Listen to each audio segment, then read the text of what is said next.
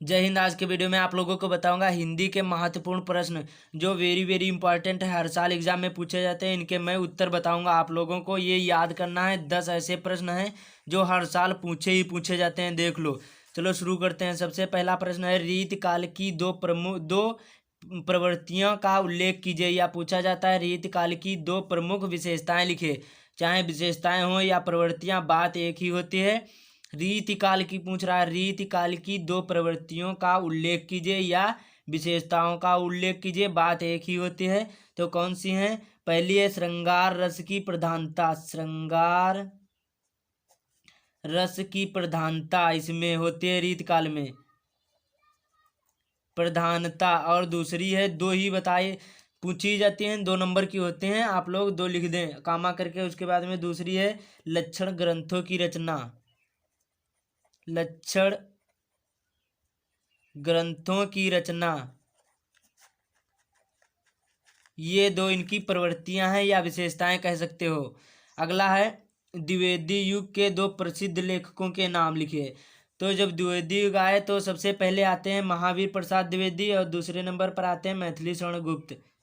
पहले नंबर पर महावीर प्रसाद द्विवेदी, ये द्विवेदी युग के लेखक हैं, प्रमुख प्रसिद्ध हैं और प्रमुख भी हैं। पूछा जा सकता है द्विवेदी युग के 2 प्रसिद्ध या फिर प्रमुख लेखकों के नाम लिखिए। इसके लिए भी 2 अंक होते हैं, महावीर प्रसाद द्विवेदी और मैथिली शरण गुप्त। मैथिली शरण गुप्त, ये दोनों लेखक हैं, प्रसिद्ध लेखक हैं। अगला है, तार सप्तक के संपादक कौन हैं? तो तार सप्तक के संपादक हैं अज्ञेय। इनका पूरा नाम है, पूछ दिया जाता है एग्जाम में कि अज्ञेय का पूरा नाम क्या है। तो अज्ञेय का पूरा नाम है हीरानंद सच्चिदानंद, सच्चिदानंद हीरानंद वात्सेन अज्ञेय। इनका पूरा नाम है सच्चिदानंद हीरानंद वात्सेन अज्ञेय, इनका नाम है। और ये तार सप्तक के संपादक भी हैं, सच्चिदानंद हीरानंद वात्सेन अज्ञेय। अगला है, परमाल रासो किसकी रचना है?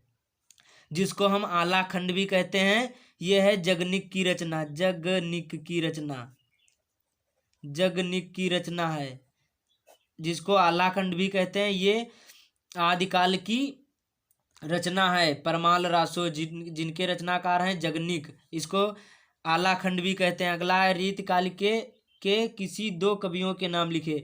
जब रीतकाल का नाम आए तो सबसे पहले बिहारी लाल आते हैं। बिहारी लाल, बिहारी लाल जो आपके लेसन में भी हैं, बिहारी लाल। और अगले आते हैं भूषण और केशव दास भी हैं इसी में, लेकिन आपको 2 लिखना है जो अच्छा लगे। इनको सबको याद करना अच्छी तरीके से। अगला है, आधुनिक काल की 2 प्रमुख विशेषताएं, या यहाँ पर पूछ दिया जाता है आधुनिक काल की 2 प्रमुख प्रवृत्तियां लिखे, तो बात एक ही होती है। तो इसकी हैं आधुनिक काल की 2 प्रमुख विशेषताएं कौन कौन सी हैं? पहली है देश प्रेम की भावना। देश प्रेम की भावना। और दूसरी है बौद्धिकता की प्रधानता।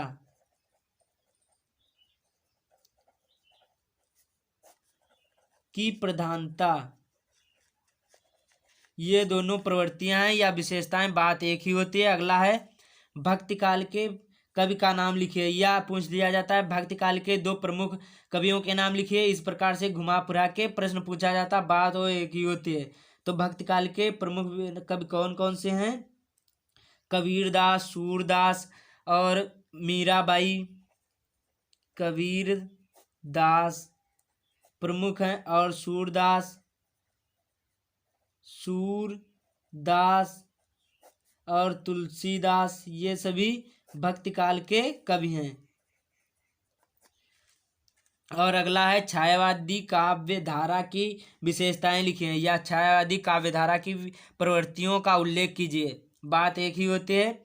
छायावादी काव्य धारा की विशेषताएं, तो इसकी हैं विशेषताएं, प्रेम सौंदर्य का चित्रण। प्रेम सौंदर्य का चित्रण। और अगली है रहस्यवादी भावना। 2 ही पूछी जाती हैं और ज़्यादा नहीं पूछी जाती हैं। भावना। और अगला है रामचरितमानस महाकाव्य के लेखक कौन है। इसका आप लोग कमेंट में, इसका उत्तर आप लोग कमेंट में बताना है। कमेंट में बताना है सभी लोगों को, रामचरितमानस महाकाव्य के लेखक कौन है। सभी को पता होगा जहाँ तक जो पढ़ते होंगे। अगला है ज्ञानमार्गी काव्यधारा के संत कौन से हैं। तो ज्ञानमार्गी शाखा काव्यधारा के कवि हैं, पहले हैं कबीरदास और दादू दयाल। ये काव्यधारा के, ज्ञानमार्गी काव्यधारा के कवि हैं। इतने आप लोगों को अच्छी तरीके से याद करना है। ये लगातार 10 सालों से पूछे जा रहे हैं और पूछे जाते हैं। इनमें से आपको 5 प्रश्न पूछ दिए जाएंगे, जो लगभग में 7-8 नंबर आपके पक्के हो जाएंगे हिंदी में। वीडियो कैसा लगा आप लोग कमेंट में बताएगा, और चैनल पर पहली बार आए हैं तो सब्सक्राइब करके बेल आइकन को प्रेस कर दें, जिससे हमारी वीडियो सबसे पहले आप तक पहुँचे। जय हिंद, वंदे मातरम।